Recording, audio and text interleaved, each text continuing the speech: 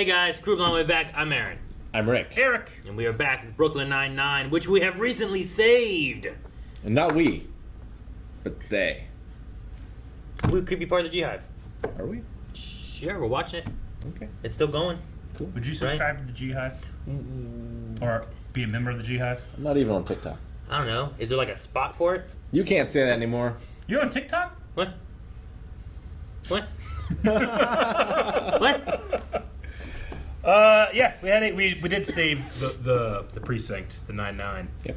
And now we see what happens Next? next. Yeah, we can see what happens next. Good morning, everyone.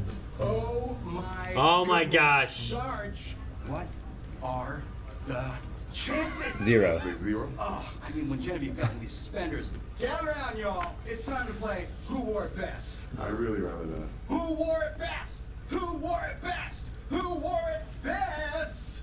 Terry. What? Come on. You should change, Boyle. Not here. That's a good cutaway.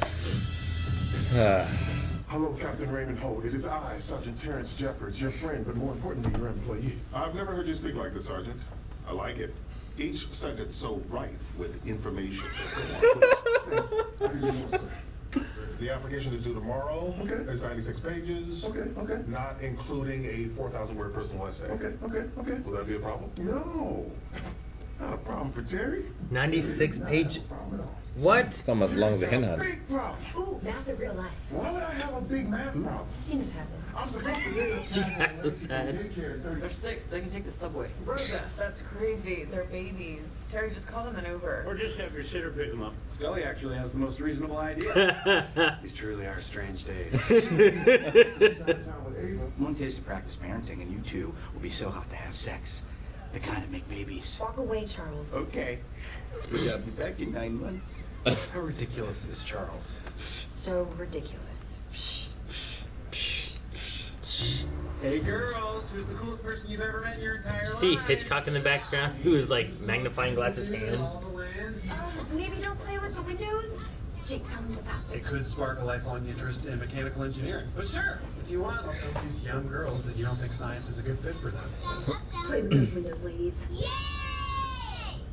Yay! They're cute. Lacey, I think we wrapped it. Right? They're not still here, are they? What? Why would they be here? Parent of the year speaking. Terry, baby, talk to me. Where the hell is Moo Moo? Oh no, I think Terry has a child named Moo Moo. She said she had it in a minivan. Where's it now? Out the window! Never let him look out the window. I love you. I love you too, Jake. There it is. Oh, there it is. Right there. Oh my gosh, they found it. It looks filthy. What's going on, buddy? Oh, hey, don't move. What the hell? Just step back. What? Keep your hands where I can see him. Drop that. Hey, there's a Moo Moo. Cyrus, that's terrible. That's so messed up. Oh, jeez. I have no idea what's going on. You gotta stop from being black. Get woke, Scully. What happened? What are you doing in this window, lights? Nothing like that has ever happened to me, and I've done some pretty suspicious things in the street. I'm just playing a prank on my buddy. Sounds fun. Carry on. Very good prank. Totally thought I was gonna die. This one wheels. Why was Daddy in trouble with the policeman? That's complicated. Is it because he's black? What do we do? We can handle anything. I've got it. We just leave. We go home, never speak of this. You are knee deep in the thick, rich broth of parenthood. Racism, racism, racism. Jamming, hang up. Great song, hang up. It's a great song, but I'm hanging up. Hey, Jakey. Yeah, I'd love to chat, but I can't. Hitchcock and I are eating cake for dinner and watching Do they live together? Ask Amy if she wants to come over. I'm hanging up. We both have a full case. Smiling. That was useless. Are you kidding me? Hitchcock and Scully just handed us a gem. Cake. Give 'em cake. cake? And who wants to watch 101 Dalmatians and not ask any hard to answer questions about your father and race? Handois. Awesome. I'm really glad you set this Is that up. Quinn? That's Yeah, Quinn it from is. Dexter. I'm sorry. Oh for hell, that. yeah, it is. I wrote it down because I thought it would be.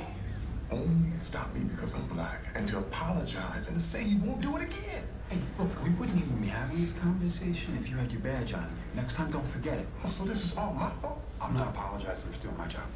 That's not the job, man. Whoa, I can't believe it went down like that. I'm submitting an official complaint with Holt. I'm not going to submit this What? Why not? because I think it's a mistake.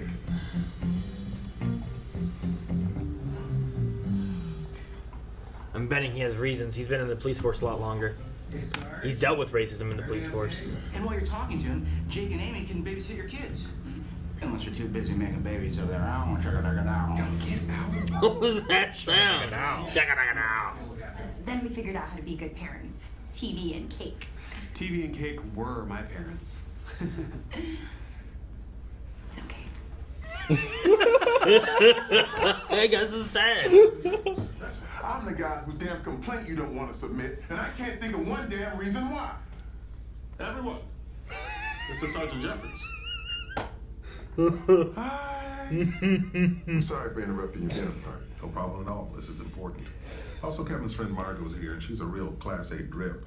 Sir, I can't get why you don't want me to bother the player. Cops who blow the whistle on other cops almost always face the backlash, just like people who socialize with Margot invariably hear about her trip to Scottsdale. You real worked up about Margot. Sorry. She's horrible. Listen, I want to see your career. Oh, great. There you are. I'm about to start my Scottsdale slideshow. It has all the highlights. There are no highlights in Scottsdale.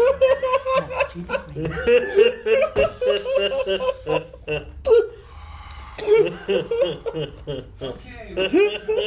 You know how it's tougher in this world to be a woman? It is? No. That's not what I meant. Then I don't want to be a woman. Me neither. You don't have to be if that's who you are. You know what? That's a whole other conversation. Well, if you guys have any other questions, we're here for you. What's an orgasm? This is the right thing. I always wanted to be a superhero. Stop it! Stop bothering little Terry! Or what? Or I will defeat you! Who's behind him?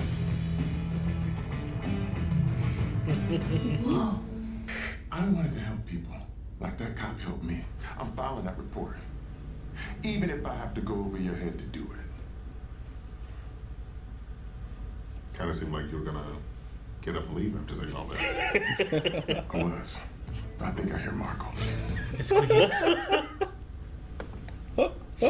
Hey, the girls told me what you talked about, and it couldn't have been.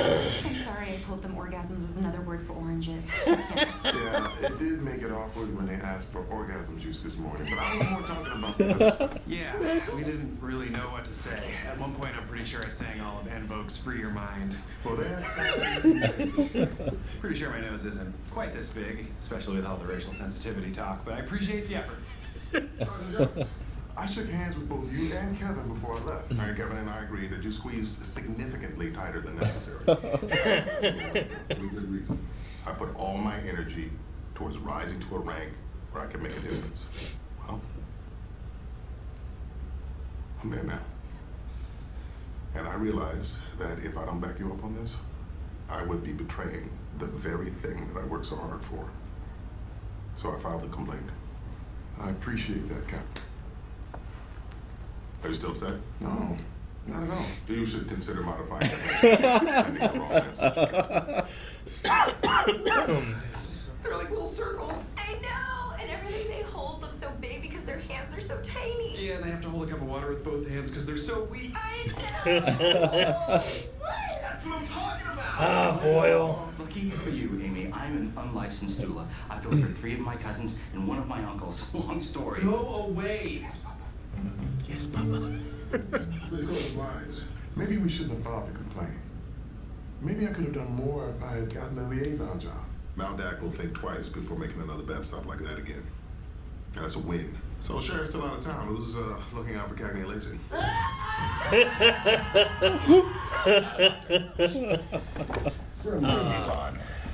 don't know if it's because we're at the end of the day and it's been racking all day or something, but I was really raw and emotional for this one.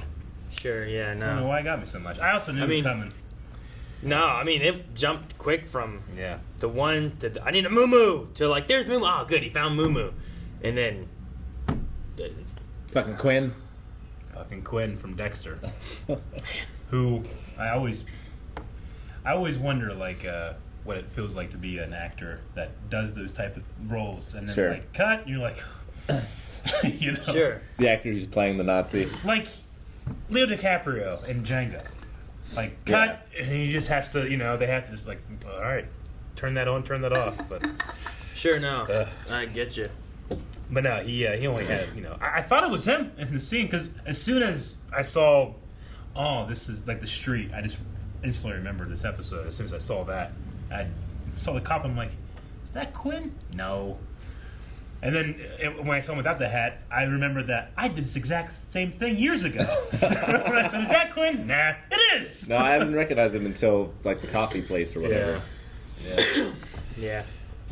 No, this episode, I mean, it's weird because like it would touch on such serious stuff, and then like I don't want to say undercut it, but it would just tone shift so quick sometimes. Like to the point where you're laughing and you feel like, should I be laughing right now? Yeah, it really did. Like, I don't know. There's just, I really liked Terry's like, his like superhero monologue. Mm-hmm. I like that one a lot. Talking about like his kids and what they have to go through, or like if they would have a badge, you know, to be able to be like, look, I'm a cop. Oh, okay, sure. Because like the Maldic guy, like the fucking.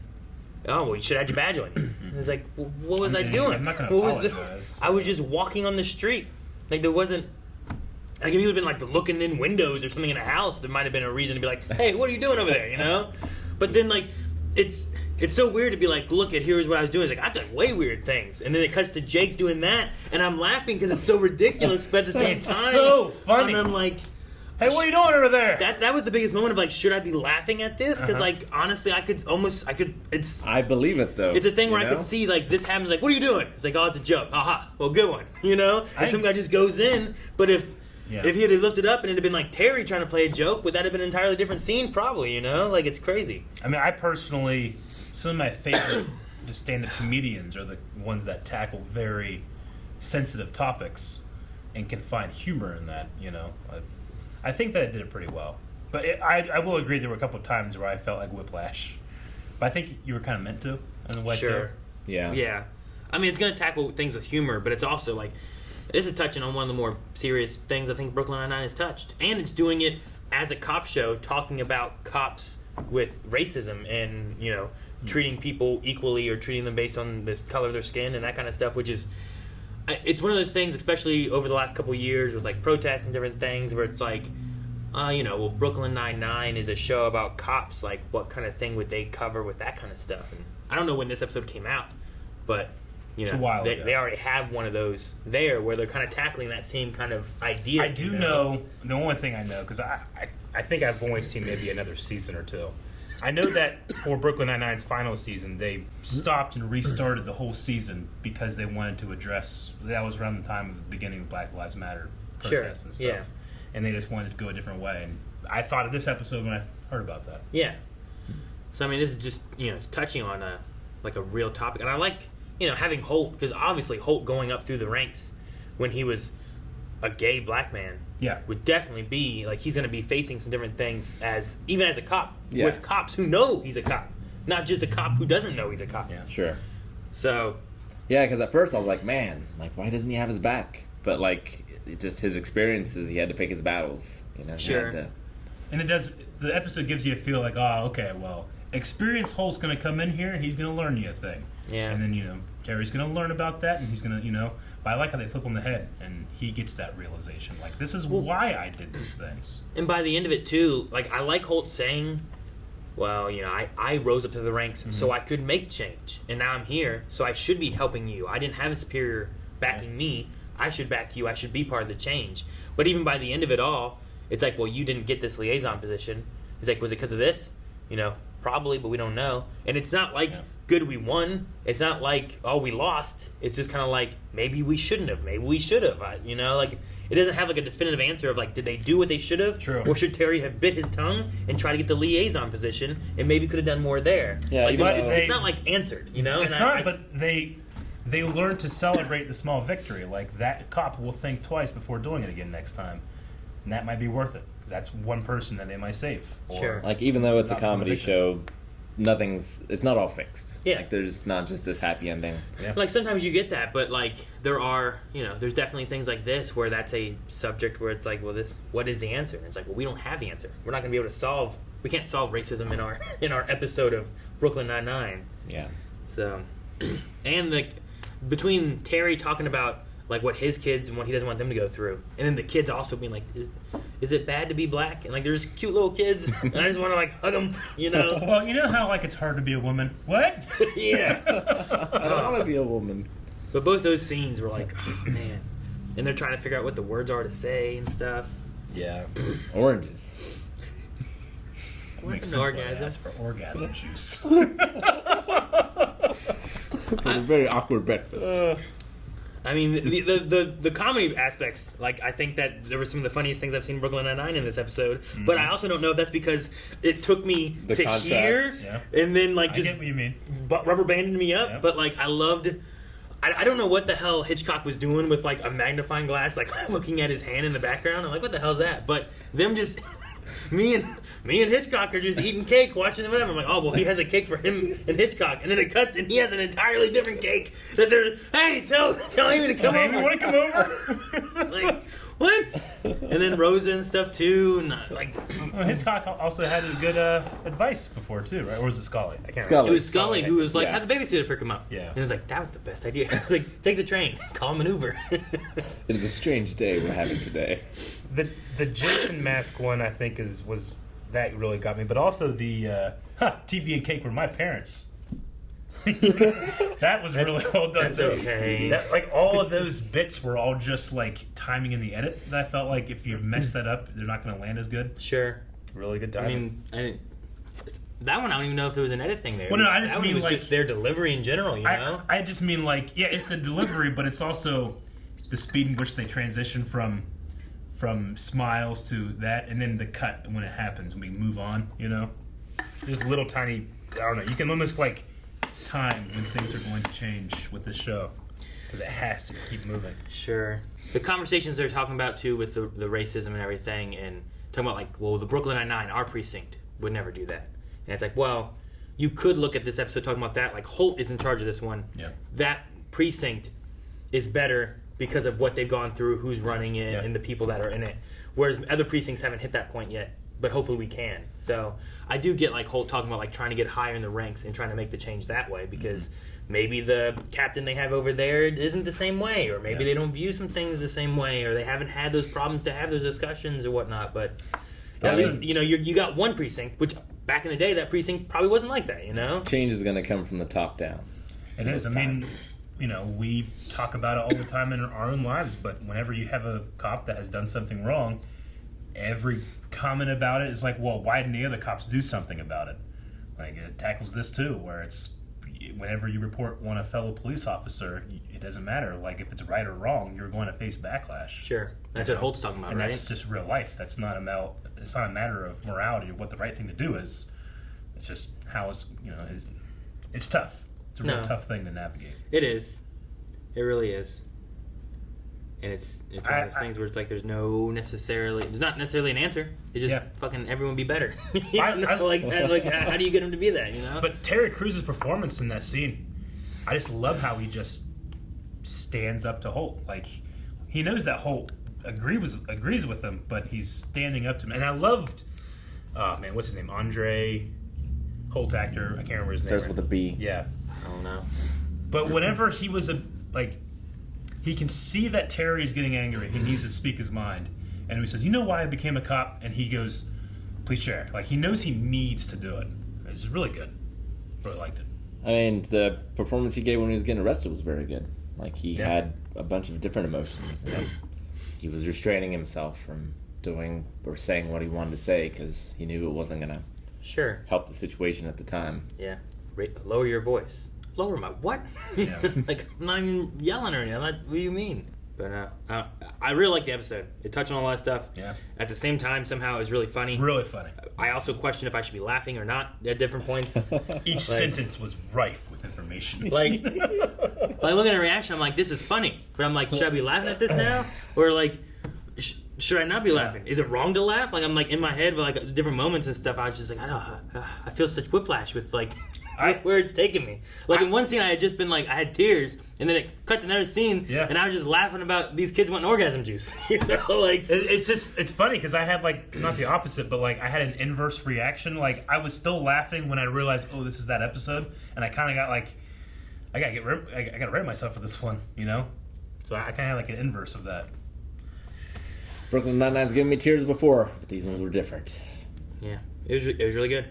And fucking Margot. It really surprised me. There's squeaky shoes, Scottsdale. There's nothing in Scottsdale. There's no highlights. Fun fact, Margot was on board the First Light, Dryden Voss's ship and stuff. Guys, thank you very much for watching this episode of Brooklyn Nine-Nine with us. Please join us for more by hitting the subscribe button. It's a great way to support us, and it's free.